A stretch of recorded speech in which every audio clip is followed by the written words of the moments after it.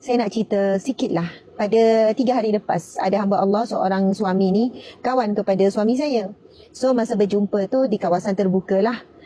Bukan tertutup, tapi terbuka, tapi tak ada orang dengar lah perbualan kami tu. Kawan kepada suami saya macam tu. Lepas tu dia kata nak jumpa, minta tolong sangat. Lepas tu suami saya pun aturkanlah. So, suami saya, kawan suami, kawan kepada suami. Macam tu. Ada 2 orang lah. 2 orang lelaki. Lepas tu suami saya, lepas tu saya. Keadaan tu tidak menimbulkan fitnah. Lalu suami ni pun bercerita lah. Yang isteri ni perubahannya mendadak.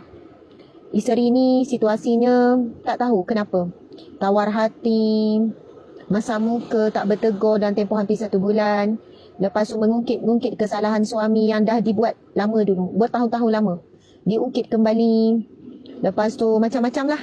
Dan mendesak-desak untuk diceraikan. Ada anak berapa orang. Sebenarnya setelah kesalahan suami berapa tahun yang lama dulu tu, mereka dah mula bahagia, mereka dah mulakan kehidupan yang baru, macam-macam lah. So lebih kurang dalam hampir 1 jam saya dengar, saya bertanya, saya nak tahu apa kes. Tapi sebab masa tu pun suntuk, saya tak dapat nak bagi tumpuan. Saya cuma minta suami ni baca zikir rahmat ni 100 kali setiap hari, non-stop. Kemudian baca sebab dia rasa isinya ada gangguan. Sebab pelik sangat. Tiba diam, buat hal sendiri. Itu berlaku mendadak. Saya tanya suami ni, saya tanya lelaki ni. Encik betul tak ada buat apa-apa? Ke encik ada ada affair ke? Ke encik ada buat sesuatu yang sangat menyakitkan hati isteri dan tempoh berapa bulan ni? Start dia berubah ni. Dia pun kata, Ustazah, kami tak ada gaduh besar, kami tak ada isu. Semuanya okey. Saya pun tanya dia cuma ungkit balik benda yang berlaku lebih daripada 5 tahun yang lepas. Maksud benda lama sangat. Dan sama ni benda tu dah tak jadi isu dah. Saya betul-betul dah berubah. Macam tu lah kan. Jadi saya nak cerita secara umum yang berlaku. Kadang tu hasil daripada zikir ni, ia tak sebagaimana yang kita harap. Permulaannya tak sebagaimana yang diharapkan. Lepas tu dia buat sungguh-sungguh. Kemudian saya minta baca zikir Ruqyah Jibril. Ruqyah Jibril. Saya nak kongsikan tentang Ruqyah Jibril ni, sahabat-sahabat. Kalau ada ahli keluarga sakit, gangguan ke sebab sihir pemisah ni benar.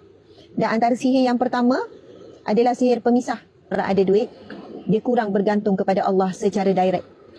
Dia kata, apa maksud Ustazah? Ya, sebab encik ada duit kan. Encik pergi berubat ustaz sana, ustaz sini. Dan ketika itu diuji sejauh mana encik yakin dengan Allah ataupun yakin dengan ustaz. Ustaz tu tak salah. Saya ceritakan tentang keyakinan kita. Sejauh mana kita bergantung kepada Allah ataupun kita bergantung kepada ustaz. Di situlah ujian yang besar. Seseorang yang berada di dalam ujian, dalam waktu ujian susah, dan waktu yang sama ada ujian senang. Allah uji encik, bukan Allah uji ustaz-ustaz tu. Sekarang, sejauh mana encik direct minta dengan Allah.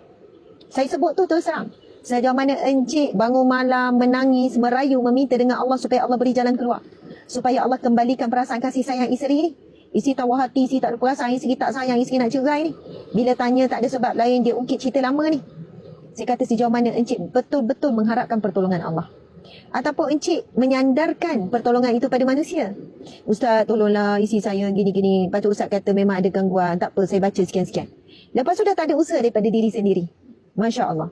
Jadi sekarang saya kata, bukan salah ustaz, bukan tak boleh jumpa. Tetapi jangan sampai pergantungan kita, usaha kita direct dengan Allah itu kurang. Lepas tu saya minta dia baca zikir Ruqyah Jibril. Masya Allah. Sahabat-sahabat boleh cari pasal Ruqyah Jibril ni. Tak kira lah, hari ni ramai sangat anak yang sakit. Ruqyah Jibril ni, menurut satu riwayat, mengatakan bahawa ketika Nabi SAW diuji dengan sihir, lalu malaikat Jibril datang kepada Nabi dan meruqyah Nabi SAW. Kerana itu dinamakan Ruqyah Jibril. Bismillahirrahmanirrahim. Bismillah ya arkika min kulli syai'in yu'zika min syarri kulli nafsin aw ainin hasidin Allahu yashfika. Bismillah ya arkika. Kalau ada ahli keluarga sakit, kita boleh baca zikir ini. Dan kalau kita rasa kita yang sakit, kita boleh ruqyah diri kita sendiri. Kita ruqyah diri sendiri. Subhanallah. Jadi, muslimin muslimat, jika kita nak ruqyah diri kita sendiri, kita boleh ubah domer. Tapi kalau kita tak reti bahasa Arab, tak ubah domer, baca je ruqyah yang sama ni, tapi niatkan untuk diri kita pun, insya-Allah kita akan dapat ruqyah diri sendiri. Kalau kita nak ruqyah diri kita, kita ubah kepada apa? Bismillahi arqini. Dengan nama Allah, aku meruqyah diriku. Kita bolehlah tanda doa. Ataupun kita ambil air kosong dalam gelas, tak semestinya air zam-zam, asalkan air kosong. Kita boleh baca ruqyah ini. Bismillahi arqini. Ikut ya. Bismillahi arqini. Dengan nama Allah, aku meruqyah diriku. Min kulli syai'in yu'zini. Daripada segala sesuatu yang menyakitiku. Min syarri kulli nafsin. Daripada segala kejahatan makhluk. Au ainin hasidin. Ataupun pandangan mata yang berhasad dengki. Allahu yashfini. Allah lah yang menyembuhkanku. Bismillahi arqini. Dengan nama Allah, dialah yang menyembuhkanku. Subhanallah. Allahu Akbar. Ruqyah ni maksud dia sangat indah, sangat powerful. So, kalau kita nak ruqyah orang lain, kita nak ubati adik kita contoh, abang kita, suami kita, tak semestinya melibatkan sihir. Demam ke, pening kepala ke, sakit apa ke, tak nak menyembuhkan. Bukan semestinya gangguan yang melibatkan jin, syaitan, iblis sahaja. Subhanallah. Maksudnya ibu ayah kalau tahu anak tu sakit, anak tu mungkin kemurungan, stres dan sebagainya, kita boleh baca zikir ini. Ataupun adik-beradik, ataupun untuk diri sendiri. Sahabat-sahabat dimati Allah sekalian, kita boleh ambil air, kita boleh baca air, kita boleh minum, baca ruqyah ni. Ataupun kita boleh mandikan diri kita. Ataupun kita bagi minum pada orang yang kita nampak sakit. Ataupun kita boleh beri mandikan orang yang kita nampak sakit. Sama ada sakit zahir ataupun sakit batin. Muslimin muslimat, seperti mana saya sebut, bukan syarat kita ni ustaz atau ustazah, bukan syarat kita ni perawat. Siapa yang diuji Allah, maka bermohonlah direct dengan Allah. Bukan menidakkan perlunya pertolongan orang-orang yang mahir dalam ilmu ini. Kita boleh jumpa ustaz, kita boleh jumpa ustazah, kita boleh jumpa orang-orang yang pakar dan mahir dalam bidang perawatan Islam ni. Boleh. Tetapi di waktu yang sama, yang paling utama adalah usaha kita. Pergi jumpa doktor juga,